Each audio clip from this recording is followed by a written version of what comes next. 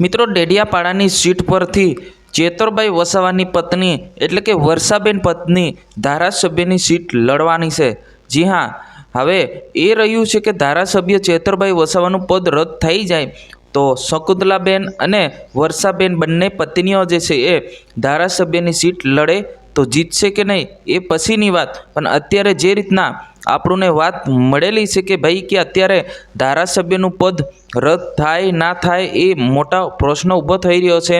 અને જે ગઈકાલે જે આમ આદમી પાર્ટી તરફથી ઘણી બધી સીટો પર નામ જાહેરાત કર્યા છે, એટલે કે 2027ના ધારાસભ્યની પદ લડાવવા માટે જે સભ્ય બનાવવા માટે જે ઘણી બધી જગ્યા પર સીટો જે જાહેરાત કરવામાં આવી છે, પરંતુ જે હજુ સુધી જો અગર કોઈ વ્યક્તિને 2 વર્ષથી વધારે સજા થાય તો ધારાસભ્યનું પદ જે છે રદ કરી દેવામાં આવે છે।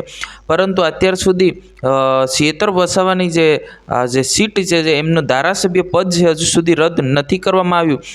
એનો મતલબ એ થાય છે કે ચેતરભાઈ વસાવાને જામીન તો મળવાના છે, પરંતુ એમને ગુજરાત બહાર રહેવું પડે એવી પણ શક્યતા અત્યારે વધી ગઈ છે। હા, અગર જો પદ રદ થઈ જાય અને પેટા ચૂંટણી કરવામાં આવે તો વર્ષાબેન ઊભા રહીને ચૂંટણી સરળથી જીતવાની પણ શક્યતા એક બાજુ વધી ગઈ છે। ત્યારે અત્યારે જે રીતના માહિતી મળી રહી છે કે 2027ના જે ધારાસભ્યની જે સીટો જે છે એ કોને કોને નામ આપણે જાહેરાત કરવામાં આવે છે એ નામ જાહેરાત ઘણી જગ્યા પર કરી દેવામાં આવ્યા છે। તો અત્યારે એ રહ્યું છે કે ચેતર વસાવાની સીટ અગર જો ખાલી થઈ જાય ને પેટા ચૂંટણી થાય તો વર્ષાબેન જીતશે, અવશ્ય જીતશે। કેમ કે આદિવાસી સમાજ જે અત્યારે ગુસ્સામાં છે, કેમ કે બધા લોકો ચાહે છે કે ધારાસભ્ય ચેતરભાઈ વસાવા બહાર આવે અને લોકોની સેવા કરે। તમારે શું કહેવું છે જરૂર કોમેન્ટ કરીને બતાવજો। આજની વિડીયોની અંદર બસ આટલું। તાત્કાલિક આપણે નવા વિડીયોમાં મળશું। જય હિન્દ।